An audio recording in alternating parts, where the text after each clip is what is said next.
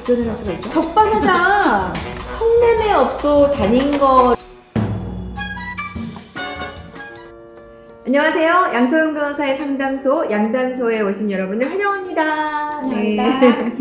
얼마 전에 YTN 라디오에서 진행하던 양담소를 방송을 좀 종료했습니다. 올해는 2023년에는 유튜브에서 여러분들을 더 자주 그리고 꾸준하게 찾아보려고 지금 준비를 하고 있으니까요. 많이 좀 기대해 주시고 저희 계속 응원해 주세요. 자, 시작하기 전에 구독, 좋아요 누르고 시작해주시면 더욱 감사하겠습니다.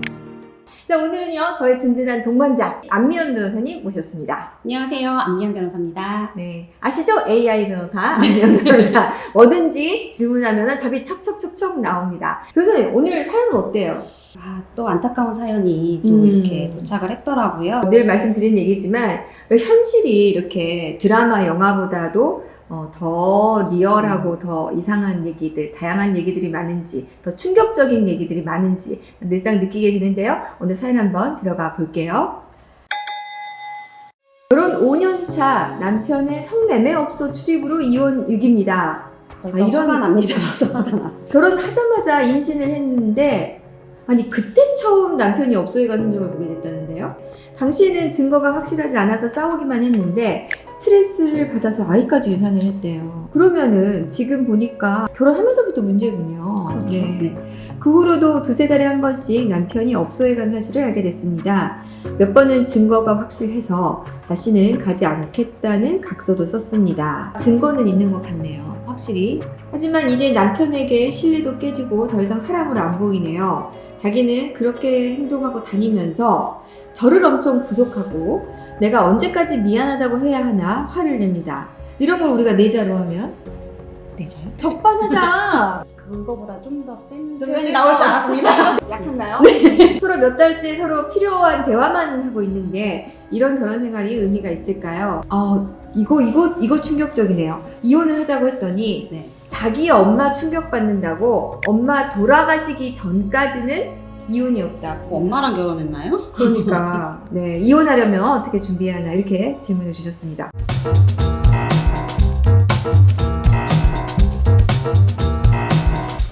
아니 어떻게 이런 답변을 할 수가 있죠? 자기 엄마 충격받는다고 엄마가 돌아가시기 전까지는 이혼이 안 된다고? 성매매업소 다닌 거를 엄마한테 들킬까 봐 그쵸. 걱정이셔서 그런 게 아닐까 엄마가 싶어요. 아니면 충격받을까? 사람으로 안 보인다 이런 얘기까지 하고 계세요. 어떻게 좀 공감이 되십니까? 지금 그 남편이 성매매업소에 갔던 일 때문에 충격을 받아서 유산을 했단 말이에요. 유산이라는 게 굉장히 여성한테 큰 상처잖아요. 네. 그리고 나서도 계속 몇 차례 더 반복이 됐다는 건데 저 같아도 사람 같지는 안 보일 것 같아요. 같이 아니, 말 사실- 섞고 밥 먹는 것 자체가 정말 싫을 것 그러니까 같아요. 이 아이가 우리 사연 주신 분만의 아이가 아니잖아요. 본인들의 아이인데 그 아이가 유산을 했는데도 뭐 배우자에 대한 위로나 반성이나 이런 게 전혀 없는 것 같네요. 네, 이 정도면 혼인 생활이 파탄됐다고 보입니까? 명백하게 파탄됐죠.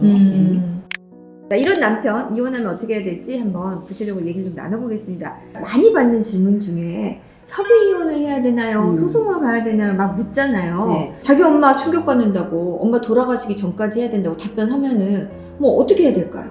이건 뭐 재판상 이혼밖에는 답이 없으니까 이혼을 네. 제기하셔야 되는데요. 일단은 이 성매매업소 출입이 이혼 사유 되는 거는 뭐 당연하겠죠. 성매매업소 다니는 네. 거는 당연히 그 부정행위에 해당하기 때문에 이거는 재판상 이혼 사유로 구성하고도 남습니다. 만약에 지금 이 남편이 나 이혼 못하겠다. 뭐 엄마 충격받았다고가 아니라 나 앞으로 열심히 노력해보겠다. 이혼은 절대 안 된다. 이렇게 나왔을 때도 혼인이 파탄됐다고 해서 이혼 소송을 했을 때 승소할 수 있을까요? 그러려면 이 남편이 굉장히 법원에 자신의 노력에 대해서 어필을 좀 해야 되는데 어떤 어필을 할 수 있을까요? 만약에 남편이 이제 부부 상담이라던가 가사조사 절차 등을 통해서 자신이 이제 진짜로 혼인 생활을 계속 유지하고 싶다. 아내에게 더 이상 이런 상처를 주지 않겠다라는 확신을 법원에 주셔야 되는데 그 확신을 주신다 하더라도 아내가 확고하게 나는 너랑 살 수 없다. 나는 너랑 이혼하겠다라고 계속 입장이 동일하다면 남편이 아무리 그 노력을 하겠다라고 얘기를 해도 이혼이라는 결과에 오히려 더 가까울 것 같아요. 그래서 남편분은 지금 엄마 충격받는다고 이혼 못한다고 하고 있는데. 그러니까 네. 이 부분에 대해서 이혼을 못하겠다고 하는 부분에서 진심도 느껴지지 않아서 네. 이거를 쉽게 법원이 믿고 남편이 노력하겠다는 이 얘기만으로 이혼 소송에서 남편이 이긴다, 그러니까 이혼이 되지 않는다 이렇게 볼 수는 없을 것 같아요. 네. 지금 이미 증거도 충분히 가지고 계신 것 같아요. 빨리 변호사 상담 받으시는 게 시급할 것 같습니다.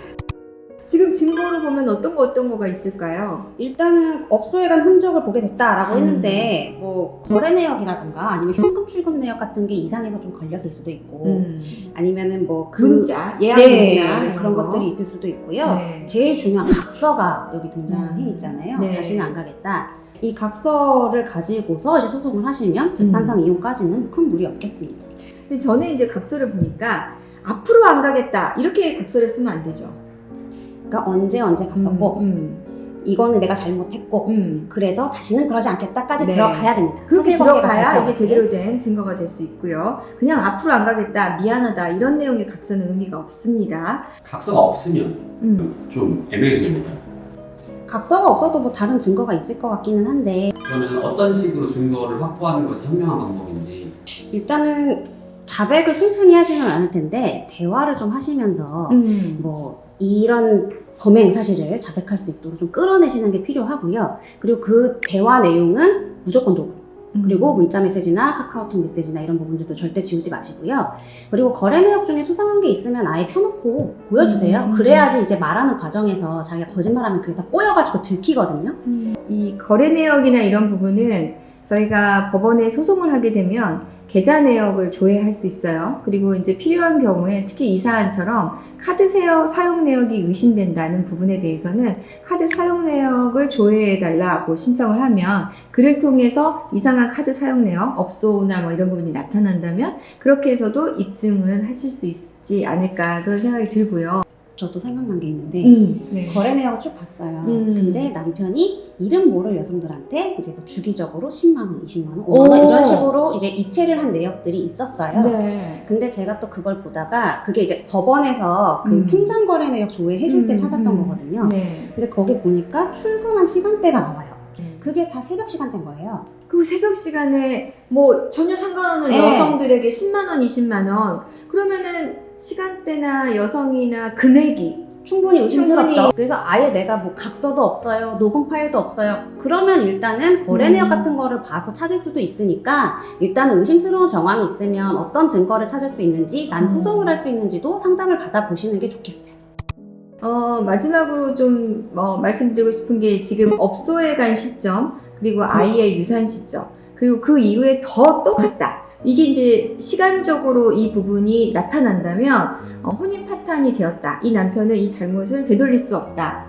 그래서 나는 이 사람에 대해서 더 이상 기대할 수 없다는 부분이 충분히 재판부가 설득이 될 것 같아요. 그래서 그런 부분을 좀 신경 써주시면 어떨까 생각이 듭니다.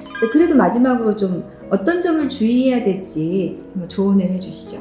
만약에 남편의 휴대전화라던가 뭐 아니면은 뭐 태블릿 PC 같은 데서 그 메시지를 본 거를 이제 캡처해서 증거를 가지고 있다라고 하면 이거는 남편이 오히려 형사 고소를 할 수도 있어요. 그래서 증거로 사용할 때 증거 능력 문제는 없는지를 변호사랑 꼭 상담을 하셔야 될 것 같고 네. 그리고 결혼 5년 차면 재산 분할에 있어서도 어느 정도 기여도가 인정될 수 있는 연차거든요. 그래서 재산 상태라던가 이런 부분들 좀 꼼꼼히 살피셔서 내가 어느 정도 재산 분할할 수 있을지 뭐가 유리한지에 대해서 상담을 꼭 받아보셨으면 좋겠습니다.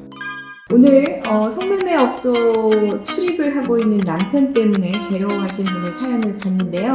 이렇게 궁금하거나 또는 의논하고 싶으신 내용이 있으면 언제든지 양단소에 고민 상담 보내주세요.